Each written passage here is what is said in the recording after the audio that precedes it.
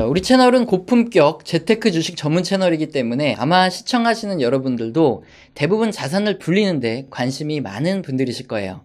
그리고 우리 같은 개인들은 재테크를 할 수단은 주식 아니면 부동산이죠. 부동산은 아무리 대출을 받더라도 기본적으로 목돈이 많이 들어가니까 그렇게 대중적이진 않죠. 그러다 보면 결국 주식 종목이나 ETF, 채권 이런 걸로 재테크를 할 수밖에 없는데, 이런 것들을 통틀어서 증권이라고 하죠. 지금 증권으로 재테크를 하는 우리들에게 큰 위기의 시기가 왔습니다. 뭐냐? 바로 금리 인상 시즌이 도래한 건데요.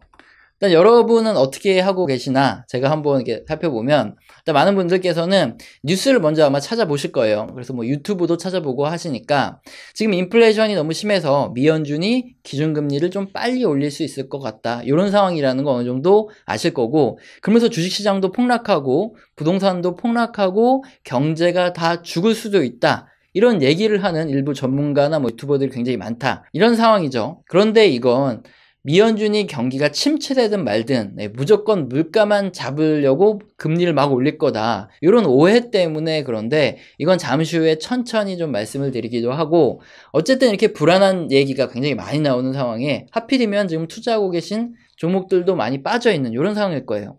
그래서 불안해서 이거 정말 일단 손절하고 기다려야 되나 고민하시는 분들이 굉장히 많으실 텐데, 어떻게 해야 될까요? 단순히 마인드의 문제가 아니라 본질적인 이유에 대한 문제고요. 만약에 이번에 이해를 하지 못하면 앞으로 투자를 하는 내내 불안하실 수밖에 없고 투자 타이밍도 잡기 어려우실 수 있어요. 그래서 오늘 확실히 알고 넘어가셔야 됩니다. 그럼 기본적인 질문부터 가보겠습니다. 우선 지금 미연준이 기준금리를 올리는 이유가 뭐죠? 인플레이션이다, 이건 다 아실 거예요. 물가가 높으니까 금리를 좀 빨리 올려서 물가를 잡으려고 하는 거죠. 그럼 왜 인플레이션을 미연준이 잡으려고 하는 걸까요? 답은 경기 침체를 막으려고 하는 겁니다. 여기 미연준의 홈페이지입니다. 여기 들어가 보시면 요 부분에 나와 있는데, 미연준은 최대 고용과 안정적인 물가를 위해서 통화 정책을 실행을 해요. 근데 금융시장의 안정성을 촉진하고 금융 시스템의 위험을 최소화하기 위해서 모니터링을 하고 개입을 한다, 이렇게 역할이 적혀 있습니다. 이게 핵심이에요. 여기서부터 모든 걸 풀어가면 모든 게 딱딱 맞아가는데, 요즘에는 잘못된 정보가 너무 많이 퍼져나가면서 우리를 오해할 수 있게 하는 부분이 너무 많다는 거죠. 예를 들어서 하나하나 쉽게 알아보겠습니다. 인플레이션은 뭐냐? 한마디로 물가가 오르는 거죠. 그럼 여러분 주변에 식당이든 어디든 가격 올리는 거 보시면 아시겠지만, 물가라는 게 어떻습니까? 원자재 가격이 올라가니까 너도 제품 가격을 올려요. 그러면 그거 만들어서 파는 나도 제품 가격을 올립니다. 또 직접적으로 상관없지만 간접적으로 상관 있는 제도 가격을 올리면서 경제가 전체적으로 이렇게 퍼져나가면서 가격이 올라가는 효과가 나타난다. 요건 아마 다들 아실 겁니다. 그래서 통제를 안 하고 가만히 놔두면 가격 인상이 돌고 돌면서 슈퍼 인플레이션, 하이퍼 인플레이션이 오는 거예요. 그런데 인플레이션이 심해지면 사람들은 소비를 더 많이 합니까? 아니면 지갑을 닫을까요? 당연히 지갑을 더 닫죠. 지금 미국 소매 판매가 예상보다 감소하고 소비 심리가 계속 나빠지고 있고, 이런 경제 지표들을 계속 모니터링 해드리고 있는데, 당연히 월급은 물가 상승률만큼 올라가지 않죠. 그러다 보니까 지갑을 닫을 수밖에 없는 겁니다. 그러면서 전체적인 소비가 줄어들고요. 기업들은 어떤 현상이 일어날까요? 그동안 설비 투자를 하고 생산을 늘려놨는데 소비가 앞으로 줄어든다 그러면은 영업이익이 감소하는, 마진이 감소하는 이런 상황에 놓이게 된다는 겁니다. 그런데 정상적인 상황에서는 어떻게 하냐? 제품의 가격이라도 내리게 되면 박리담회라 그러죠. 많이 팔아서 마진이 좀 떨어지더라도 전체적인 영업이익의 수준은, 그 양은 크게 감소하지는 이런 상태를 유지할 수 있는데, 근데 인플레이션 때문에 소비가 감소하면 어떻게 되냐? 물가가 계속 올라가니까 원재료며 인건비며 운송비며 계속 생산 원가 자체가 올라가고 있어요. 그럼 기업 입장에서는 제품을 만들었는데 손해보고 팔 수는 없는 거 아닙니까? 그러니까 가격을 더 내리기도 쉽지 않은 이런 상황이 펼쳐져요. 그럼 소비가 감소했는데도 불구하고 제품의 가격이 잘 안 떨어지니까 당연히 소비는 더 빨리 줄어들죠. 경기 침체 속도가 더 가속화됩니다. 자, 이렇게 기업들이 버티다 안 돼서 망해 나가기 시작하는 거, 이걸 스태그플레이션에 의한 경기 침체라고 하는데, 뭐 그때는 진짜 제대로 된 폭락이 올 수 있는데, 뭐 아무런 조치도 취하지 않았을 때 얘기죠. 아직 그런 단계는 아니고요. 만약에 이렇게 스태그플레이션에 의한 경기 침체든 아니면 뭐 정말 금리를 너무 빨리 올려서 오는 경기 침체든, 한번 경기가 침체되면 되살리기 위해서 쓸 수 있는 방법이 뭘까요? 지금은 돈 풀기밖에 답이 없습니다. 1929년에 미국에서 대공황 때 그랬고요. 1990년대 일본에서 이제 플라자 합의 이후에 실제 경제 실험을 사람들이 해봤죠. 경제가 침체될 때 정부에서 자유방임주의를 주장하면서 오히려 긴축에 들어가서 통화량을 줄였던 때가 바로 1929년 미국의 대공황이고요. 1990년대 일본은 어떻냐? 일단은 경기가 침체됐을 때 가만히 놔 있었어요. 근데 이거 안 되겠다 싶으니까 뒤늦게 돈을 풀었던 게 일본입니다. 그런데 결과는 둘 다 어떻게 됐습니까? 대공황은 회복되는데 거의 한 20년 이상. 그리고 이게 전쟁이 또 안 났으면 어떻게 됐을지 모르죠. 거기에다가 일본과 같은 경우에는 30년이 넘게 아직까지도 이런 흐름이 좀 나타나고 있습니다. 이 경기 침체 초기에 이렇게 막대한 자금을 풀어서 경기 침체를 빨리 회복시키지 못하면은 굉장히 오랜 시간에 걸려서 경기가 회복할 수밖에 없다. 그래서 돈 풀기 외에는 지금 다른 대안 자체가 없는 거예요. 그래서 2020년 코로나 때 그렇게 미친 듯이 미연준이 돈을 풀었던 거죠. 당연히 앞으로도 경기가 침체가 찾아오잖아요. 그럼 돈 풀기밖에 답이 없습니다. 그럼 지금 미연준의 입장은 뭐냐? 인플레이션과 싸우는 거는 굉장히 쉬웠어요. 왜냐?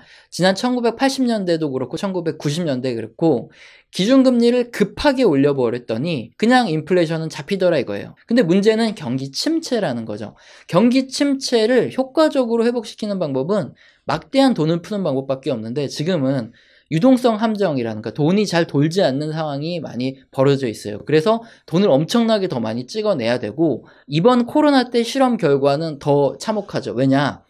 결국에 돈을 막대하게 풀어서 경제를 살려놨더니 불과 1년, 2년 만에 인플레이션이 너무 심해지더라. 이걸 지금 확인을 한 거죠. 그럼 여기까지 보시면은 우리가 좀 상식적으로 생각을 해볼 필요가 있어요. 미연준은 경기 침체와 인플레이션을 잡는 것, 어느 것을 더 중요하게 생각하는 거죠? 당연히 경기 침체를 막는 걸 훨씬 중요하게 생각하고 있습니다. 근데 이게 기본이에요.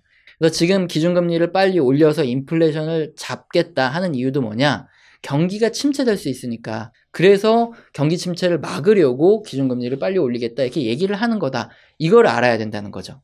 자, 이게 뭐냐? 미연준의 보유자산이라는 건데, 이 차트가 위로 올라가면 올라갈수록 미연준이 국채를 가지고 있다 이 소리예요. 그럼 국채를 가지고 있으려면 미연준이 달러를 찍어서 시중에 풀어야 되겠죠.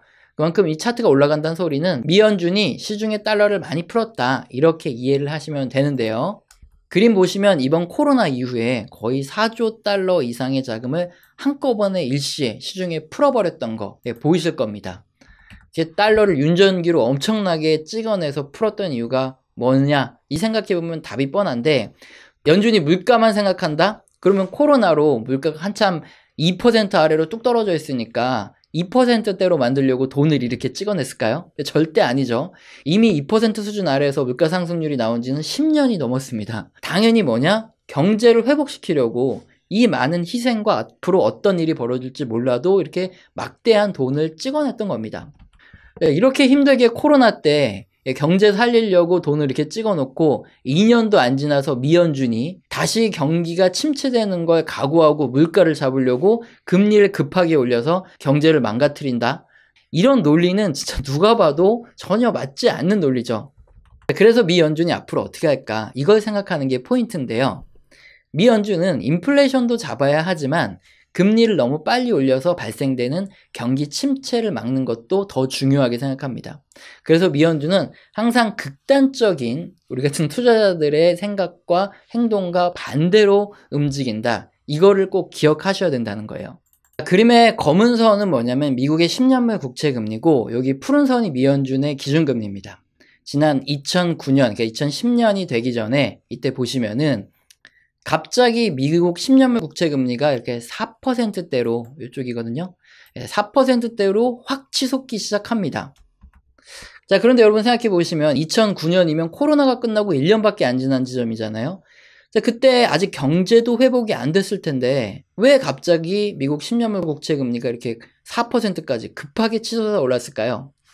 자, 이건 2009년 5월의 뉴스 기사를 보면 되는데, 원자재 가격이 35년 만에 최대폭으로 상승했다. 국제 유가가 66달러, 금값이 10% 오르고 밀, 옥수수 등이 이제 두 자릿수로 상승을 했다. 이런 뉴스 기사가 있어요. 자, 그리고 이것도 2009년 5월 뉴스 기사인데, 그 당시에 닥터 루비니 선생과 좀 비슷한 마크 파버도 미국이 하이퍼 인플레이션이 올 거다. 이런 주장을 펼쳤어요. 이 정도로 그 2009년 당시 인플레이션이 심했다는 건데, 그리고 여기 보시면은 똑같은 시기에 블랙스완 펀드라 그래가지고 2008년 금융위기를 정확히 예측했다. 이게 블랙스완을 통해서. 그래서 엄청난 인기를 끌었던 나심 니콜라스 탈레브라는 이런 분이 그때 계셨는데, 2009년 6월에 뭐라 그랬냐. 앞으로 스태그플레이션에 직면할 가능성이 크다. 그래서 초인플레이션에 베팅해라. 원자재에 투자해라. 이렇게 주장을 하기도 했죠. 그만큼 2009년에 인플레이션이 굉장히 심했다는 거예요. 이때 실제 겪어보신 분들은 왜 이렇게 물가가 심하게 올라 싶을 정도로 2009년에 물가가 심하게 올랐어요. 그리고 실제로 2009년 10월 달이 되니까 버냉키 의장이 이제 출구 전략에 대한 얘기를 했습니다. 뉴스 기사를 한번 보면은 버냉키 의장이 직접 나와서 인플레이션을 제어하기 위해 통화 긴축, 즉 출구 전략에 들어갈 준비가 돼 있다 이렇게 언급을 했어요. 그리고 버냉키뿐만 아니라 세계 곳곳에서 출구 전략을 제시했죠. 금리 인상이 앞서서 유동성 공급을 축소하기도 하고, 즉 금리 인상을 준비하기도 하고 이랬습니다. 이렇게 인플레이션이 심해지다 보니까 또 미 연준 의장도 출구 전략을 준비한다, 금리 인상을 할 수 있다, 이런 얘기가 나오다 보니까 미국채 10년물 금리가 거의 4% 수준으로 이렇게 급등을 해가지고 이렇게 치솟아 올랐던 때가 바로 2009년 말, 2010년 초 이때죠. 사실 지금도 이렇게 미국채 10년물 국채 금리가 이렇게 급하게 치솟아 오르는 이유도 사실 이런 건데, 자, 그런데 2010년부터 문제가 하나 생깁니다. 금리 올릴 수 있다 얘기도 하고, 미국채 금리도 4%로 급등을 하고, 이게 인플레이션 우려도 심해지고 하니까 2010년부터 미국부터 해서 우리나라부터 해서 전체적으로 경기 회복이 둔화된다, 이런 소식이 퍼지기 시작해요. 뉴스 보시면 코스피 1400대 중반까지 조정 대비해라. 이게 2009년 말 뉴스고, 그리고 2010년에도 계속 이어지죠. 경기 방어주 부상, 경기 둔화를 대비해야 된다, 이런 뉴스 기사들이 막 터지기 시작했습니다. 그리고 실제로 2010년에는 이제 유로존 위기가 터지기 시작하면서, 실제로 2010년에는 경기 둔화가 글로벌적으로 왔고요. 2010년 11월에는 미 연방준비제도에서 2차 양적 완화를 실시하기로 확실히 결정을 했죠. 그래서 2010년 보시면은 국채금리가 떨어졌다가 올랐다가 떨어졌다를 또 반복을 하죠. 자, 그런데 우리가 여기서 하나 짚고 넘어가야 될 게 있습니다. 2010년 말에 미 연준에서 2차 양적 완화를 했거든요. 그럼 2차 양적 완화를 한다는 것 자체가 인플레이션이 감소했으니까 했을 거다 이렇게 생각하실 수 있는데, WTI 유가 보시면 아시겠지만 2012년까지도 계속 유가가 오릅니다. 인플레이션이 잡히지 않았는데도 불구하고 미 연준에서 2차 양적 완화 돈풀기를 했던 거예요. 자, 국제 유가만 그러냐? 아니죠. 농산물 41%, 에너지 39%, 비철금속 20%. 그러니까 한마디로 종합적인 원자재 지수다. 볼 수 있는 CRB 지수 같은 경우에도 보시면은 2011년 이후에까지 계속 이렇게 올라갑니다. 즉 물가가 잡히지 않은 상황에서 미 연준에서 2차 양적 완화를 했다, 이걸 알 수 있는 거죠. 그래서 2차 양적 완화를 시작할 때 인플레이션이 굉장히 심해진다, 이런 부작용이 클 거다 하면서 반대하는 의견이 굉장히 또 많았었어요. 이것만 봐도 사실 미 연준은 애초에 물가라든가 이런 것보다는 경기 침체를 더 우려한다, 요거를 알 수 있는데, 자, 그러면 2009년, 2010년 초에 미 연준의 기준금리가 제로 수준이었는데도 불구하고 미국채 10년물 금리가 4%까지 치솟았던 이런 인플레이션 이유, 그리고 경기 침체가 어떻게 왔고, 그 다음에 2차 양적 부양이 어떻게 왔는지까지 자세히 설명드렸습니다. 자, 그럼 지금부터 이제 설명드린 내용을 제대로 이해하실 수 있을 거예요. 한번 들어보세요. 2008년도에 금융위기도 그렇고 2020년 코로나도 그렇고 앞으로도 마찬가지겠죠. 다양한 원인에 의해서 경제위기가 발생을 한다. 그러면은 미 연준은 경기 침체를 막는 걸 굉장히 중요하게 생각하기 때문에 당연히 막대한 달러 자금을 시중에 풀어서 경제를 살리려고 노력을 했었고 앞으로도 그렇겠죠. 자, 여기까지 충분히 이해가 되실 거고, 그러나 지금도 그렇고 과거에도 그렇지만 돈풀기를 하고 나면 여기에 대한 부작용으로 약 한 2년 내에 2009년도 그렇고요, 이번에도 마찬가지죠. 원자재 가격이 상승하고 인플레이션이 심해지더라. 자, 이런 것들이 반복적으로 나타났습니다. 그 전에도 다 마찬가지였고요.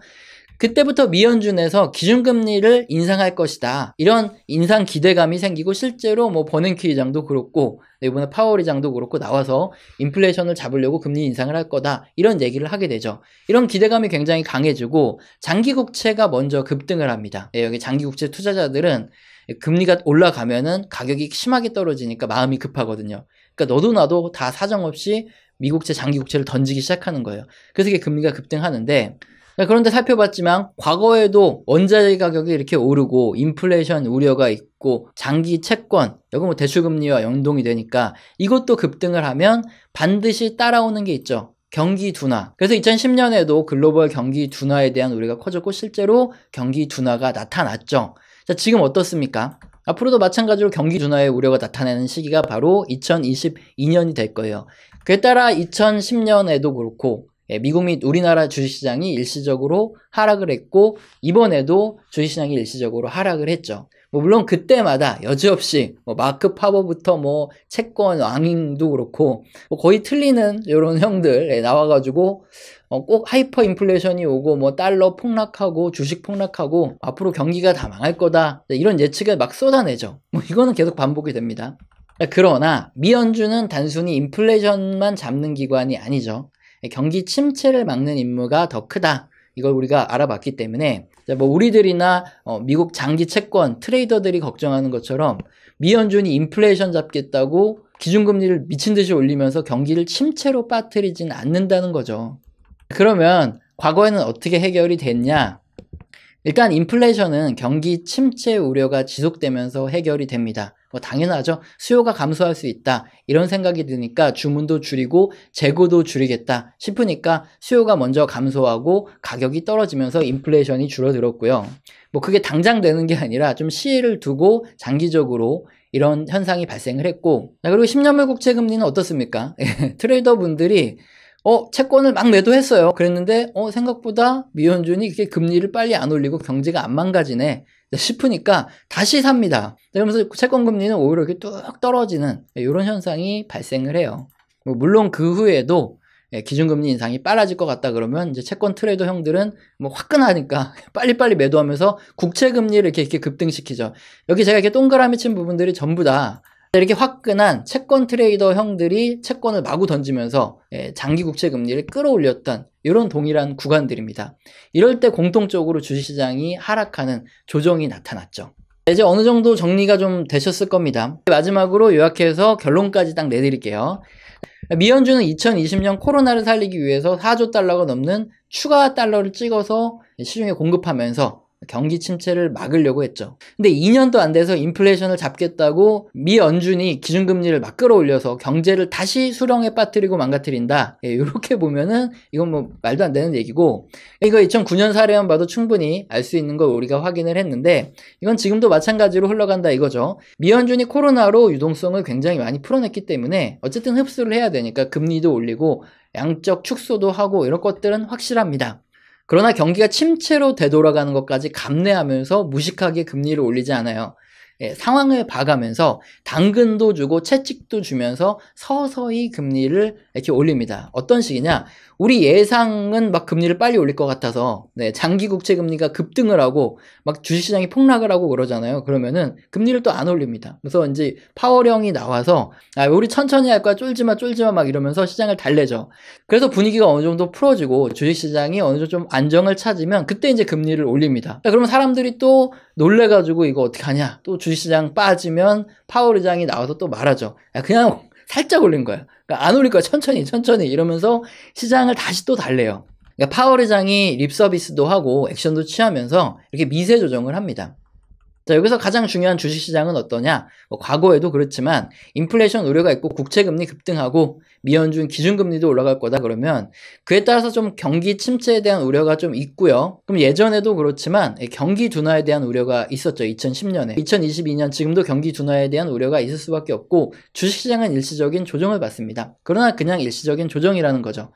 경기 정점, 이번 사이클이 정점에 갈 때까지는 장기적으로 우상향할 가능성이 큰데 이 그림은 2008년 이후 2015년 이제 본격적으로 금리가 인상될 때까지 크고 작은 이렇게 국채 금리가 급등을 하거나 아니면 인플레이션이 심하거나 아니면 기준금리 인상을 한다 이런 우려로 주식시장이 눌렸던 구간들입니다. 자, 이런 조정 구간들마다 사람들은 어떻습니까? 이번만은 다르다. 뭐 주식시장이 너무 높다. 막 이러면서 다 손절하고 떠났죠. 이걸 제가 왜 잘하냐? 제가 여러 번 말씀드렸지만 지난 2011년부터 미국 성장주 펀드를 가지고 지금까지 계속 고객님들 장기 투자시키고 있어요. 그럼 실제 경험을 봤을 때 이런 조정 구간마다 제가 아무리 설득을 해도 다 팔고 나가더라는 거예요.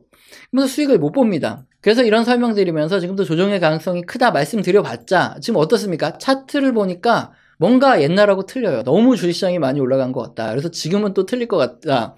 근데 뭔가 매도해야 될 것 같고 그렇죠. 근데 이렇게 보여지는 이유는 뭐냐? 우리가 일반적으로 사용하는 리니어 차트라 그래요. 지금 이것 때문에 그렇습니다. 한마디로 상승의 봉이 가격으로 되어 있어요. 하지만 상승의 가격을 퍼센테이지로 한 이 로그 차트를 보면 또 틀립니다. 이게 정상적인 로그 차트예요. 리니어 차트 같은 경우에는 뭐 이때부터 투자를 했었으면은 그때 이제 수익률 변동이 이렇게 크겠죠. 가격 차이가 크니까.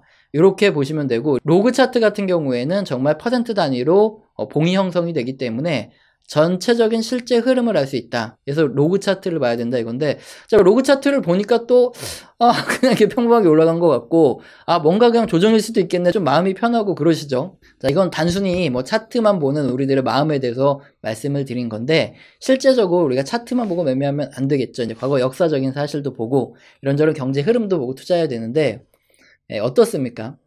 뭐 어쨌든 이번만은 다르다 이렇게 생각되시면은 뭐 손절 때리고 현금화하고 주식시장 잠깐 떠나 계셔야죠. 누가 옆에 총 들고 서가지고 뭐 사라 팔아 강요 드리는 거 아니죠. 근데 저는 유튜버니까 소신 있게 의견을 말씀을 드리는 입장이고요. 제가 봤을 때 제가 오랜 기간 저도 시장에 있었고 항상 이렇게 시장을 경험했기 때문에 이제 당시 상황들이 기억이 나는데 제 입장에서 봤을 때 이번만은 다르다고 느껴질 만한 큰 이유가 없어요. 미연주는 뭐 경제를 망가뜨리면서까지 금리를 인상하지도 않았고요. 또 경기 침체 우려가 시작될 때 인플레이션에 대한 심리도 인플레이션이 세겠구나 싶다가 또 이렇게 떨어집니다. 이게 과거에도 그랬고요. 저희 입장에서 이번 조정 구간도 언제나 반복된 그냥 금리 인상 텐트럼이라고 하죠. 금리 인상 충격 정도 수준으로 느껴진다 이거죠. 그래서 우리 채널에서 계속 말씀드리지만 진짜 현금화 해야 되는 시점 그러니까 경기 요번 사이클이 정점의 시점은 미연준 기준금리가 2.5에 근접하는 한 2년 정도 후 이렇게 생각을 하고 있습니다. 2024년쯤 되면 좀 조심을 해야 되겠다 이렇게 생각을 하고 있다. 그리고 그것도 앞으로 말씀드리겠다.